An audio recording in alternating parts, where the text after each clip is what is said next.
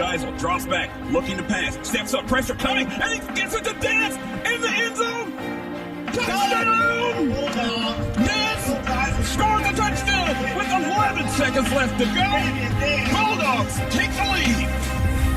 Talk about ice water in your veins.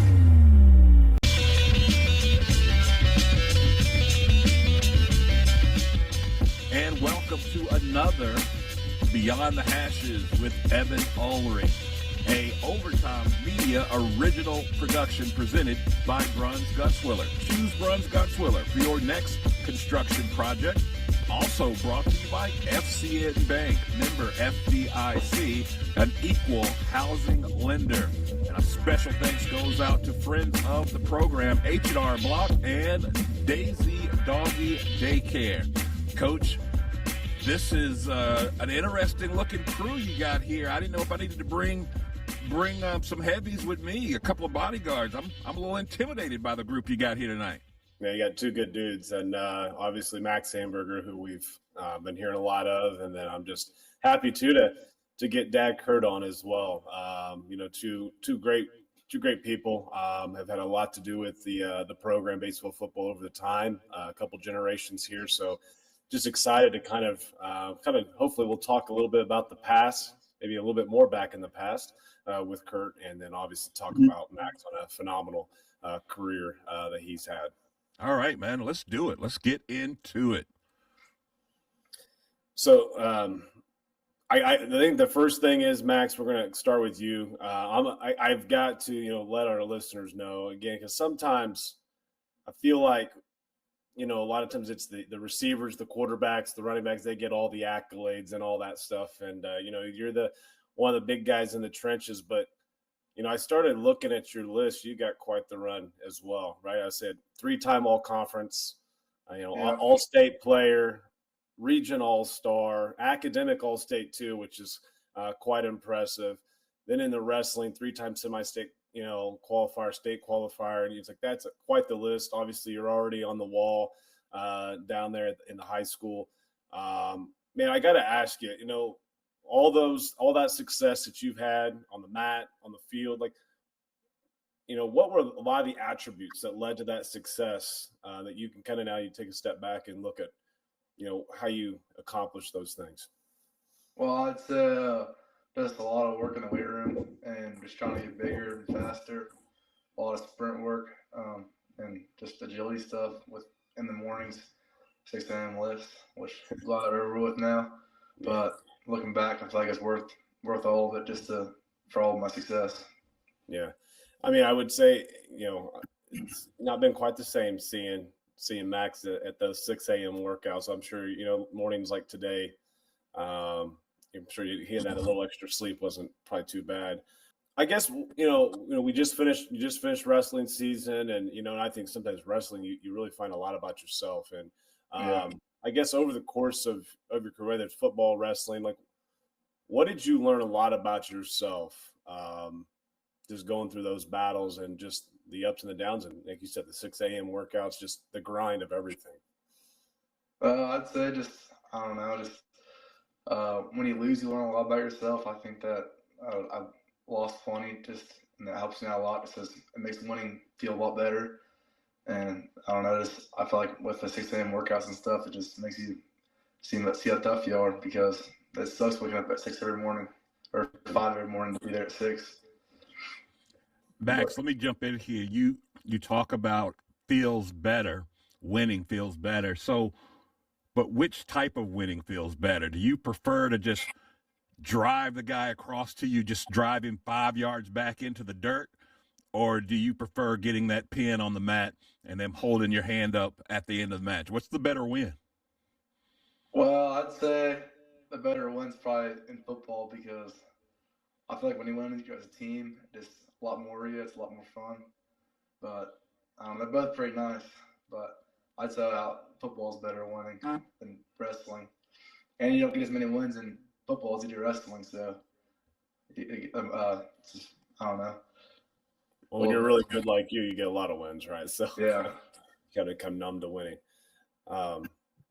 So I got to bring Dad Kurt in, okay? And we got to talk a little bit about you, Kurt. I guess one, hopefully we get this out to the alumni a lot, and people know Kurt Amberger, but I guess some may not know kind of your background, your history, and kind of. So we've talked a lot about Max. Let's kind of hear Kurt talk about Kurt as your. I started playing football in, I'd say, 91. I started playing in 7th grade and played all the way through my senior year. And then took a year off, and then Coach Hepner asked me to start coaching. So for 16 more years, I coached at the middle school. And then I got too busy with my business and I quit doing that. And then by that time, Max started playing football, so I've been involved ever since. So ever since 91, skip a couple years and been around. So you graduated, what year would that have been? I graduated in 96. So your senior year was 95 then, right? Football, yeah. Okay. So I'm thinking, so Coach Hepner would have been right after? Was that right after? Yeah, Coach Records was my last year, or Coach Records last year was my last year. Okay. Who were some of the guys? I guess I'm trying to think of historically. Like, who were some of the guys you played with that maybe people would know? So on my team, Billy Andy King, he was a really good player. He also wrestled and played football. I don't remember Adam Sainer. He was a very good player. He played basketball. He's moved away now. Jack Pinelli, he coached with you for a few years. He was a senior with me. Okay. And then on like Brent Gutzwiller, he was a year older than me. Bob Weiler's a couple years older than me. I got to ask you, when you had to have locked up with Bob, right, in the trenches? Yeah. Yeah, that's one of my favorite stories. It was my first day at camp, and I was the only sophomore there, and Bob and Kinker, I can't think of his first name right now, but they were both huge, right? And I'm just a sophomore. And 3 juniors. So the 3 juniors all lined up together to the defensive tackle drill. And then they left me with the 2 seniors, me being a sophomore. And it was double team drill. So Bob and Kinker, like they both every play, I'm like 5, 6, 7, 10 yards back. They just kept killing me and killing me and killing me. So that was my first like introduction to Bob Weiler. That sounds about right. And Max, I got to ask, do you remember as your senior year this past year, this junior year, double team drills, anything you would have done that we could categorize as ornery? Do you have any good Max? I think it was more last year. It was me and Bobby Weiler against me, or we with Coach Dan, and me and Bobby had this little thing where we just go on silent count and just surprise Doge and drop back like 10 yards. And we also have one thing where Bobby would go behind him and I push him over top of Bobby and he's fall backwards. So yeah, so me and Bobby had some good times in the D line. No, I have to ask because I can't remember. Was there a point where either Coach Planup or Coach Belmer said that you and Bobby could not be partners or be in the same drill? Was there a point where they had to separate the 2 of you? It wasn't Coach Belmer, it was Coach Dan. I think towards like when sectional started, I think he finally started to figure it out where we were messing around too much to get anything done. Now, Kurt, does this surprise you that Max would be ornery or, No, he's nice to you guys everywhere else. At home, he's much more ornery. Oh, yeah. It's funny because, I can recall going back to when Max, when he was a freshman just early on and, he was this kind of quiet as, kid, right? And I remember, obviously we're talking about Bob, Bob Weiler was on the staff too. And he would talk about Max being this little ornery fella. And I'm like, Max, really? And then, long and behold, we started to get plenty of opportunities and, to see Max just be that. He's definitely, I could see the story of, you and, how you and Bobby picking on Damian Kreckler or anybody. The biggest thing after the game, Like he wouldn't care if you won or he cared if you won or lost, but his biggest thing to tell me was, just have me block that guy, and then I pancaked him, and like just being mean, at the end of the play. And I think I shared this, Max, and I can't remember when, but it's like I had a coach tell me, an opposing coach said, I'm going to be happy with that Amberger kid now being gone. He's kind of the guy that when he's on your team, you love him, right? And when he's on the other team, he just absolutely pisses you off because he's getting under your skin and he's blocking you well beyond, like to the whistle, through the whistle, maybe a little after the whistle at times, and just play with a nastiness and grittiness that, obviously we love, and others, literally respected, and with that. So it's been fun. But yeah, I had to ask because honoringness, I think, is a good word that probably describes Max. All in fun, though, right? Yeah, I agree.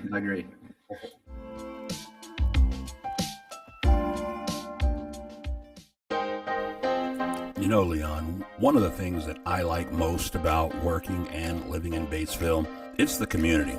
Batesville has a little something for everyone, and FCN Bank is the exact same way. Whether it's my personal or business needs, FCN offered me an array of banking products and services that would fit my every banking need.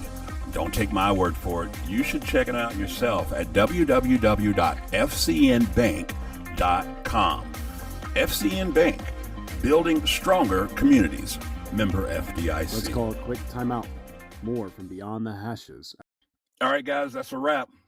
Great show, Coach. Hey, before you go, I got tickets for the game this weekend. Tomorrow? Tomorrow, man. Oh, man. I can't go, man. Family's out of town. I got to watch the dog. What? Well, call April Meyer over at Daisy's Doggy Daycare. What?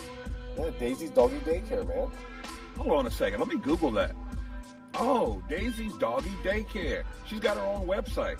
Matter of fact, here's the phone number. I'm going to call them at 812-932-7877. Why do you like it so much? Oh, man, she was awesome. She's personable. She's going to take care of you, communicate with you while your dog's there.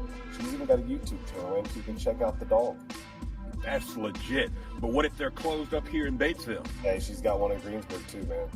Oh, snap. All right, let's make it happen. Daisy's Doggy Daycare in Batesville and Greensburg.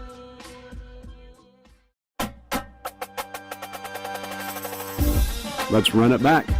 More from Beyond the Hashes. Kurt, now I want you to think back at what point in Max's development, whether it was Pee Wee, Pop Warner, whatever, at what point did you see him in action and you said to yourself, oh, yeah, he's going to be a lineman? I don't know that he ever really had a choice in the matter. I mean, me being his dad, who coached offensive and defensive line and played it, and just look at him, he's not going to be anything else. He's not playing wide receiver anytime soon. Come on, he might go for a little 10-yard out, maybe. I can definitely do that. With Doge guarding him? Right. I don't know. Damien's got an extra step, maybe, right? So He does. Yeah. But no, it's all good. No, it's I guess Kurt, we'll kind of go back to you. I mean, you shared one story, obviously as a sophomore, with your introduction to high school football. But I guess going back, thinking of Batesville football and your memories, kind of what do you, when you look back, kind of some of your fondest memories of Batesville football in general? I'd say as far as like playing, when we were seniors, we had a really small senior group and we weren't that good.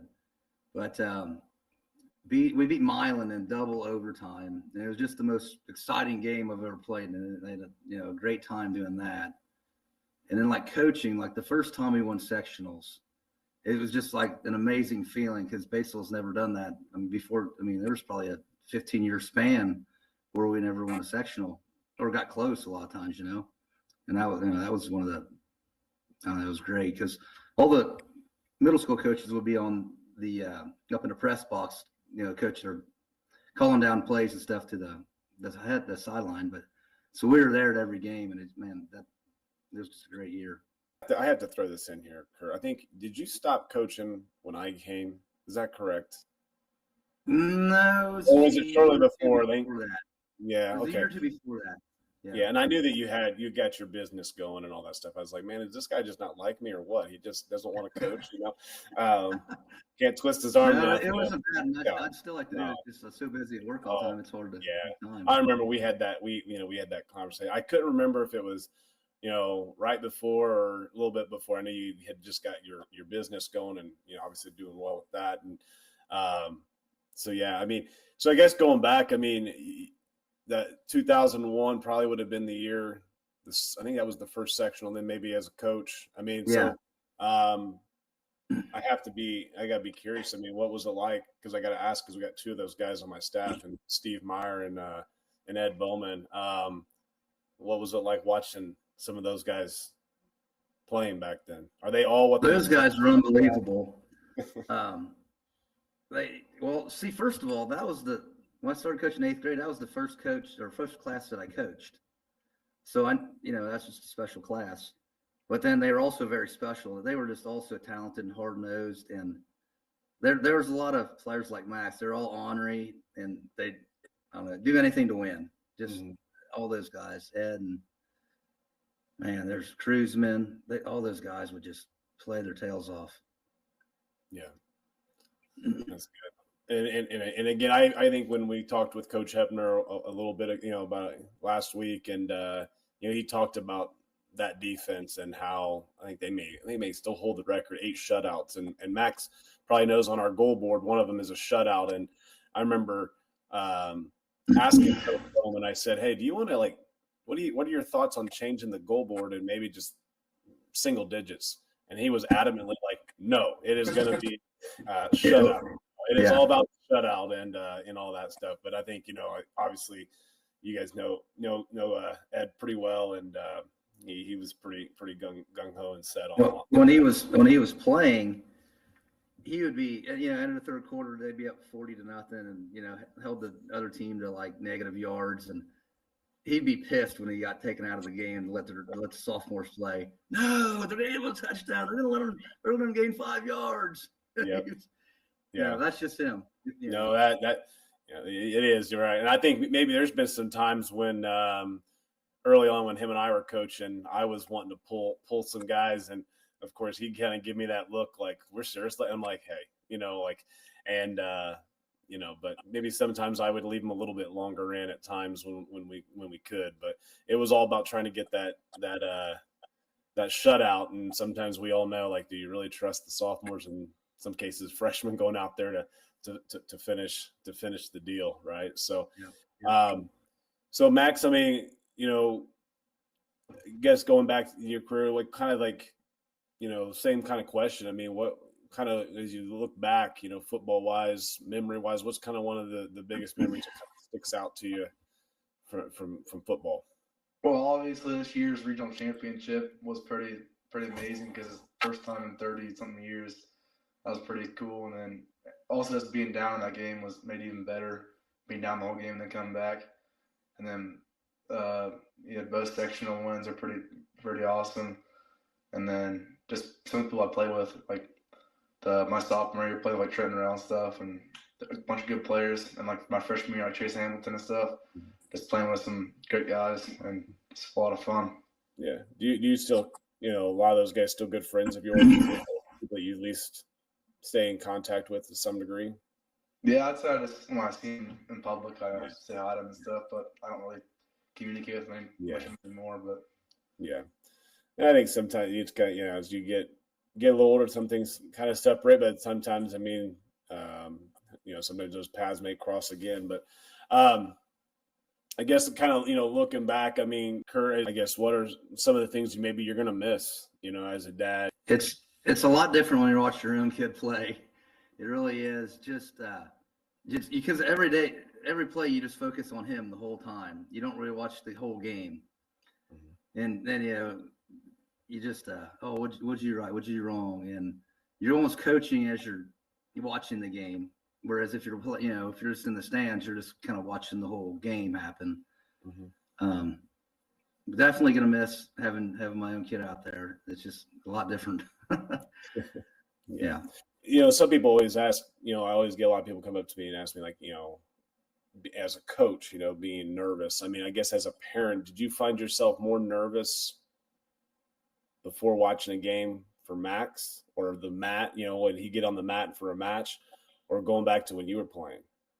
Oh, I was kind of a nervous guy, but I was definitely more of a nervous parent than nervous player.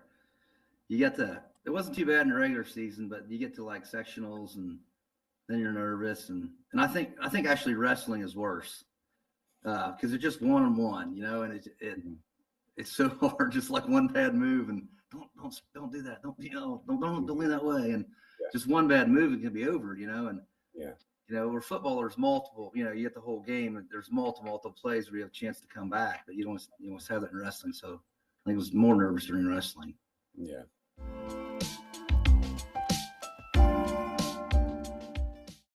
Bruins Guts Willer is the right choice for your next construction project. We strive to deliver unparalleled service to our clients by focusing on craftsmanship and quality. Our core values of integrity, professionalism, and fair pricing all but ensures our clients receive the best possible experience. Whether it's commercial construction, remodeling an existing space, or even building a luxurious home, we offer a comprehensive suite of construction management services. So before you break ground, give us a call at 812-934-2105. Let's call Bruins Guts Willer, building a better future for southeastern Indiana for over 100 years.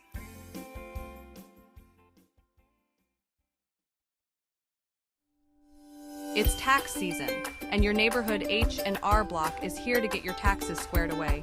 Just walk in or make an appointment and get 100% accuracy and your max refund or your money back. So file with confidence, knowing you have expert local help when and where you need it. All year long at H&R Block. All tax situations are different. Not everyone gets a refund. Limitations apply. See hrblock.com/guarantees. Call 812-934-4626 to speak with a tax professional. Let's run it back. More from Beyond the Hashes. You talked about how special the memories were the first time you guys won a sectional. And then, of course, Max obviously remembers his sectionals, even regional wins. But what would you say, what moment, Kurt, that you remember that you were most proud? And it may not be a win necessarily. It may just be a play. But what was a time that you were most proud of what you saw Max do out on the field or on the mat? I think I'd say his sophomore year wrestling. Mm-hmm. He had to beat. Did you have to beat two seniors in regional, or I guess you only beat one? It only takes one regional. But you had to beat a senior in regional to advance. And as a kid, he was a tall kid, and he thought he was going to lose to him. And after he pinned him, and after he pinned him, he gets up and he just gives the big forearm, like, yeah. And I was like, so, yeah, that was a real proud moment. And you was in the stands too going, yeah. Yeah. That's awesome. After wiping my sweat away, yeah. That's awesome. So this goes for both of them, I guess, just in looking back, like mentors, coaches. I mean, I guess, Kurt, maybe some people that you kind of look back to and say, when in your time as a Batesville athlete, that you kind of really look back that were people that kind of mentored and kind of shaped you, because obviously you did a really good job shaping Max. So, I mean, I'm sure there's some people you kind of look back to that you kind of look and that you were fond on that helped you. So, looking back at like middle school, Coach Plager, if you guys all know Coach Plager, he was my coach in middle school, and no matter how well I played or anything I did, he just never would. He'd always downplay it. And one time we were pushing the sled, right, and I always spun around faster than everybody else, so he'd always stand on my side. Well, I just made it, put in my head, I'm going to spin around anyway, and I spun it right into the building, and he was pretty good for a St. Louis kid. That drive is like, I want to make, I want to push hard to, like, I don't know, make myself look better, and he won't even acknowledge anything, So I don't know if I kind of made me humble maybe, and I kind of try to, coach like that too. But then it makes kids want to try harder so they can have some acknowledgement maybe. Yeah, that's good. I'm sure plenty of people have Coach Plager stories of kind of what I've learned over the time. But no, so I mean, Max, you've got to probably. Was there ever a time where you have a coach at Planup, a Coach Belmer, maybe even a Coach Weiler? You obviously had him as well. Story that kind of sticks out that maybe things that kind of motivate you. I don't know about any stories that stick out, but just, I feel like shaping me as a person. I feel like Coach Belmer does a really good job texting me every week before sectionals and regionals and wrestling. I don't know, he's always keeping up with me and see what's going on with the trophy emojis and stuff. Yeah, but I feel like just Coach Belmer shaped me as a person really well. Yeah. And then Coach Weiler just trying to make me better every week. I feel like he did a pretty good job just making me humble. Yeah. But yeah, that's good. Coach Belmer and his thumbs up trophies, emojis, and football emojis. I always give him a hard time. It's that and his word outstanding, right? So, yeah. It was awesome though. Many times as we're watching film, going over things. I think that was probably one word he could probably describe a lot of times with your play. It was pretty outstanding. Yeah, outstanding. The effort. The effort was there and all that stuff. No, I think that's awesome. I guess as we kind of start to wrap up here. I guess as you move forward, Max. Kind of what's the future? What are you kind of visualizing or seeing? As this senior year is kind of dwindling down. As crazy as that sounds, right? But what's the future? Yeah. Well, I don't plan on going to college, but I plan on working for my dad and just eventually take the business over and hopefully be successful. So that's kind of the plan so far. Well, I know you were a pretty smart guy, right? Academic All-State. We kind of talked about that and kind of joked about it too, about how many of you linemen, were academic All-State, pretty smart group. And Kurt, I kind of kept poking at Max and keep telling him like, hey, Dad does a really good job running the business. You could go off to college and keep kicking butt, whether that's football or wrestling, and come back and still do really well with the business. And he hasn't taken the bait yet. I'll try to push him a few times too, because he gets letters from schools, and I was like, aren't you at least gonna contact him back and say something to him? No, I don't want to do that. Don't want to do that.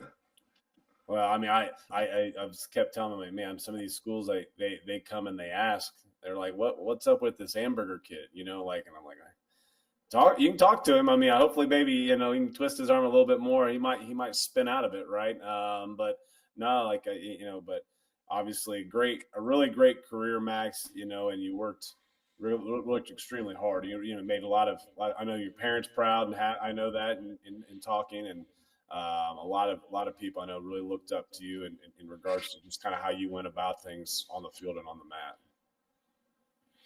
Yeah, I just wanted to say, Max, been a joy watching you out there, on Friday nights, doing your thing out there with your brothers, getting it done. Before I got on here, I was just earlier this evening talking with Batesville great Brian Hoeing. Played basketball, played baseball, and of course now, after pitching in the postseason, he's out on the West Coast with the San Diego Padres. And when you talk to him, and here's a guy that, two-sport athlete in high school and went on to pitch at Louisville and, he's in the pros. But when you ask him about his time as an athlete, he always goes back to Batesville High School. He said it was, everything that he's done, he will always carry those memories, the bus rides, the whole deal. So I said that to say this, man. You know, these are the times, man. You know, just remember and relish all those times you spent with the guys. Again, like I said, I know it was special for me to be able to come alongside and watch and call your games every Friday night. And just hats off, man, on an unbelievable career at Batesville. Yeah, thank you. Thank you very much. And then I guess, I have to ask though, Max, how much have you heard Dad, talk about, has there been that same idea of talking about, enjoying these moments and the good old days? Was there ever, I guess that was one of my questions I meant to ask is, what were some of the stories you heard about your dad or that he had to share about his time as a player? I don't know. A lot about Billy Inniking and Adam Stainer. Billy Inniking's the best receiver ever. I don't know if I believe it or not. Running back. Oh, running back. Yeah, running back. Yeah. Pound for pound, the best running back I've ever seen. Well, Coach, before we get out of here, why don't you go ahead and twist these boys up in Ulery's ultimatum? Yeah. So I got to give you the ultimatum, right? And so I figured one of the ones here I was thinking was we got to do a little twist and Amberger, kind of like Amberger concrete here, right? It's got to be a little tie with the concrete. So here's the ultimatum.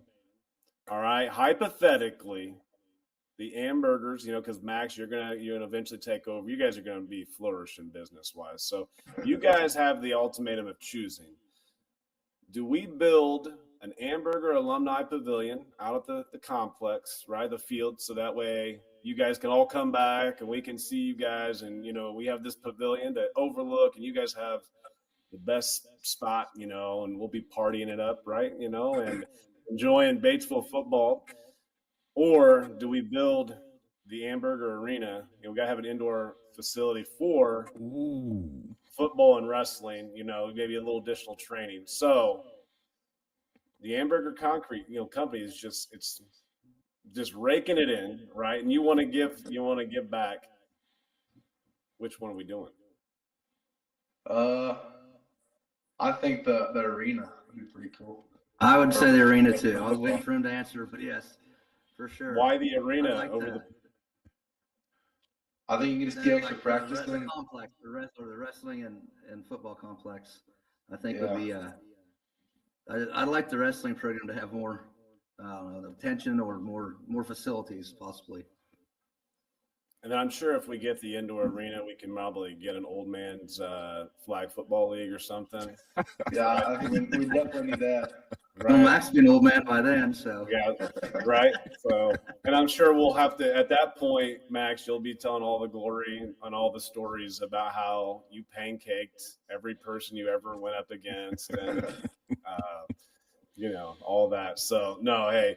That'd be really great. Honestly, if we get to a point down the road, Max, Kurt, and you want to build the arena, I'm sure we'd be gracefully, take you up on that offer. But no, it's all good and all fun, and I appreciate you guys taking the time. Max, really proud of you, man. Love you. You've done a really great job. Kurt, I've appreciated your support and your friendship over the time and getting to know you guys. And I really appreciate you guys taking the time tonight to talk Batesville football. All right. Thank you, guys. Hey, thank you. You heard it here first, folks. The Amberger Wrestling Arena. It's a done deal. We'll see you next time on Behind the Hashes with Evan Ulery. Until then, go Dogs. Go Dogs. This has been an Overtime Media original production presented by Bronze Gutzwiller and FCN Bank, member FDIC and equal housing lender. We are profoundly grateful for the support of all of our sponsors, including Daisy's Doggy Daycare and H&R Block. Your continued support is key to our success. So until next time, be sure to like, rate, and subscribe. And as always, be a friend and tell a friend about Overtime Media.